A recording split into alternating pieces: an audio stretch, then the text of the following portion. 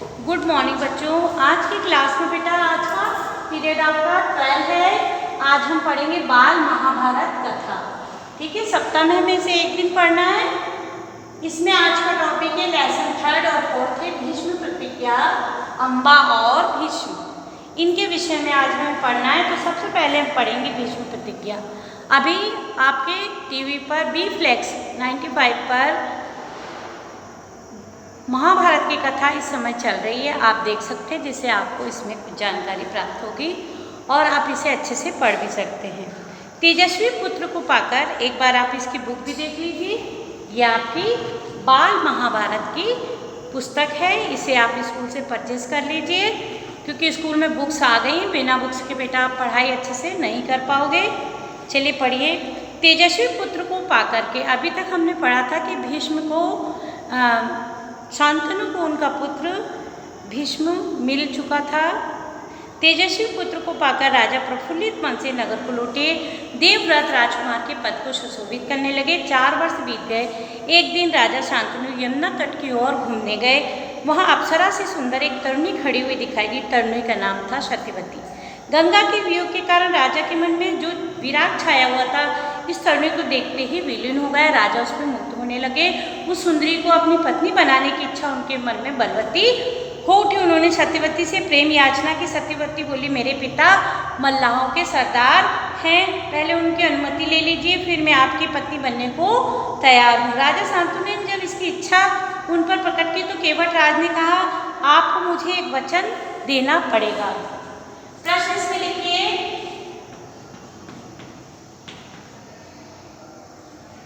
सत्य।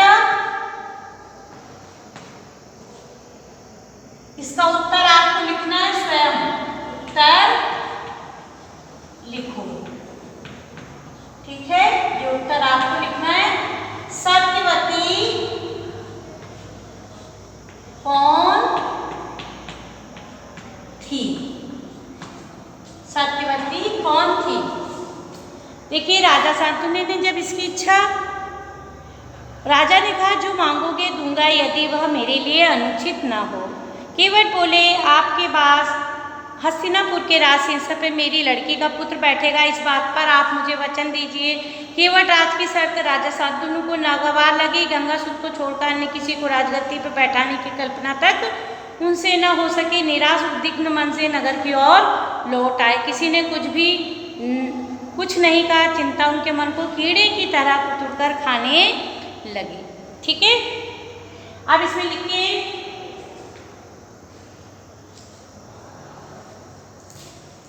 प्रश्न नंबर 2। केवट राज ने शांतनु से क्या वचन मांगा? प्रश्न नंबर 3। केवट की शर्त देवव्रत ने देखा। उनके पिता के मन में कोई ना कोई व्यथा समाई हुई है। एक दिन शांतनु ने पूछा, पिताजी, संसार का कोई भी सुख ऐसा नहीं जो आपको प्राप्त ना हो, फिर क्या बात है कि आप चिंतित हैं? यदि शांतनु ने गोलमोल बातें बताई, फिर कुशाग्र बुद्धि देवव्रत को बात समझते देर नहीं लगी। उस दिन वो सारथी के साथ गए। उस दिन केवट राज से यमुना नदी के किनारे जो कुछ बातें हुई, उनका उन्होंने पता लगाया। केवट राज के पास कहा कि अपनी पुत्री सत्यवती का विवाह महाराज शांतनु से कर दे। केवट ने वही शर्त पुनः दोहराई।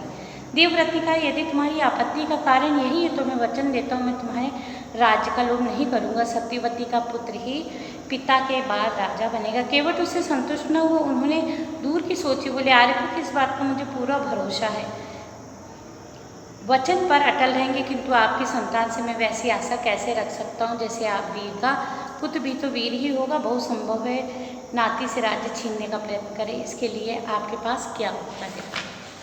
देखिए, केवट राज का प्रश्न अप्रत्याशित था। उसे संतुष्ट करने का यही अर्थ था। देवव्रत अपने भविष्य का बलिदान कर दें, किंतु पितृभक्त देवव्रत इससे भी जरा भी विचलित न हुआ। गंभीर स्वर में उन्होंने कहा, मैं जीवन भर विवाह नहीं करूँगा, आजन्म ब्रह्मचारी रहूँगा, मेरी संतान न होगी। अब तो तुम संतुष्ट हो। प्रश्न लिखिए, देव व्रत में क्या प्रतिज्ञा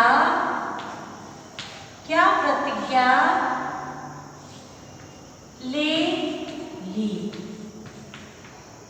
ठीक, इस आशा से तरुण कुमार ऐसी कठोर प्रतिज्ञा करेंगे। देवव्रत ने भयंकर प्रतिज्ञा की, उनका नाम ही भीष्म पड़ गया।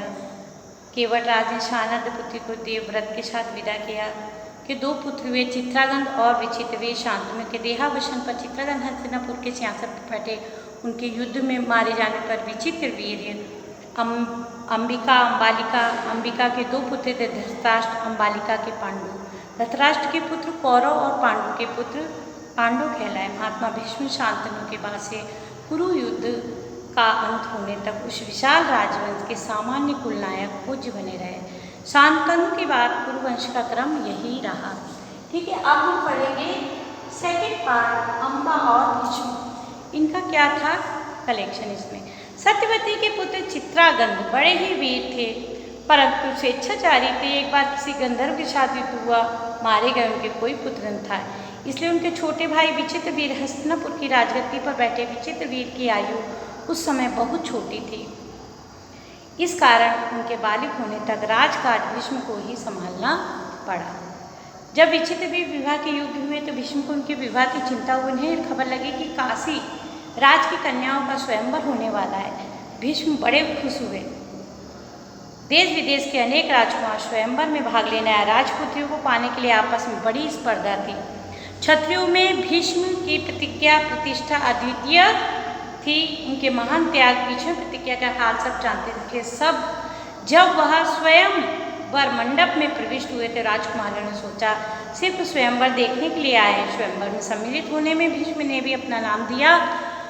अन्य कुमारों को निराश होना पड़े, इसका पता द्रौपदी भीष्म अपने लिए नहीं वरन अपने भाइयों के लिए स्वयंवर में सम्मिलित हो रहे हैं। सभा में खलबली मच गई। भीष्म पत्तियां कसी जाने लगी। माना भारतवंशी भीष्म बड़े बुद्धिमान विद्वान हैं। स्वयंवर से उन्हें क्या मतलब, कि प्रण का क्या हुआ, जीवन भर ब्रह्मचारी रहने का क्या हुआ, आदि बातें झूठी लगने लगी। भीष्म इस अवहेलना को सहन नहीं कर सके। सभी राजकुमारों को हराकर तीनों कन्याओं को बलपूर्वक अपने रथ पर बैठा लाए।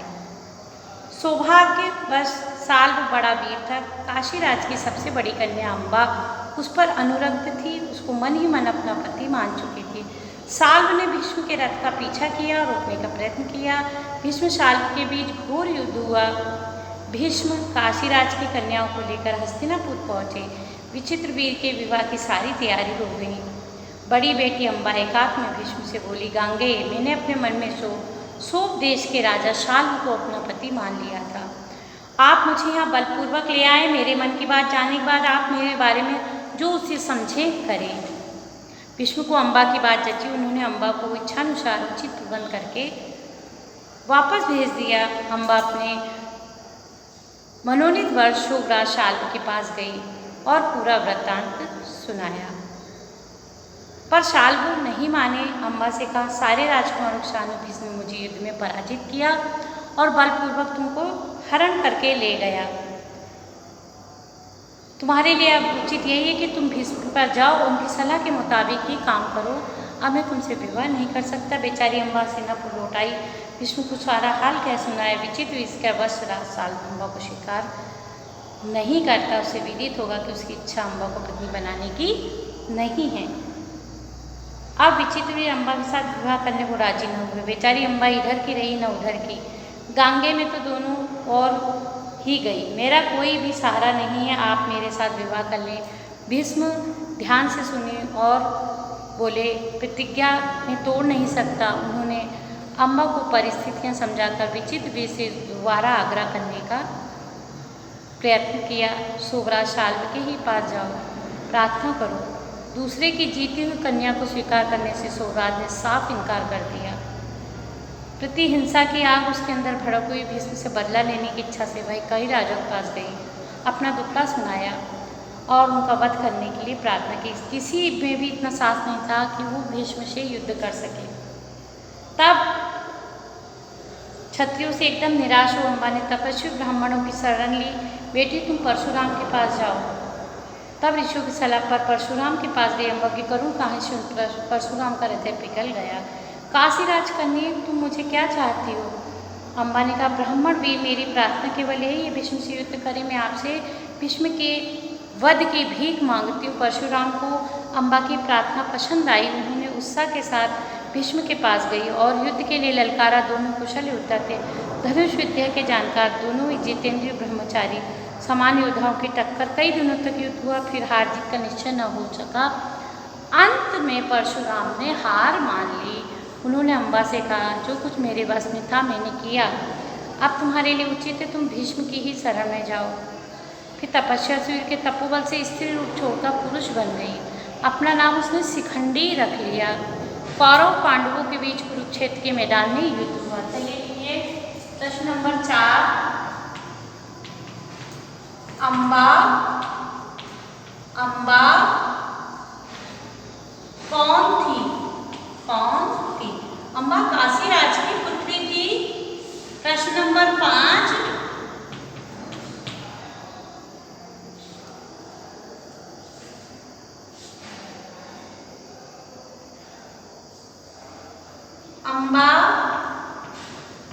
अम्बा ने भीष्म से बदला लेने के लिए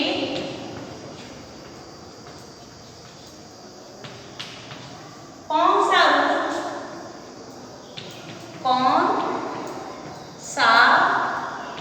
रूप बनाया? ठीक है, वो शिखंडी बन गई। अब जब कुरुक्षेत्र में युद्ध हुआ था महाभारत का, भीष्म के विरुद्ध लड़ते समय शिखंडी रथ के आगे बैठा था। अर्जुन ठीक उसके पीछे।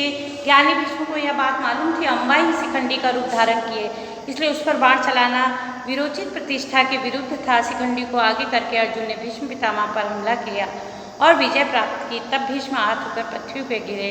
तब जाकर अम्बा का क्रोध शांत हुआ। ठीक है बच्चों, तो ये क्वेश्चन आंसर आप अपनी कॉपी में सुंदर सुंदर सी राइटिंग में कर लेंगे।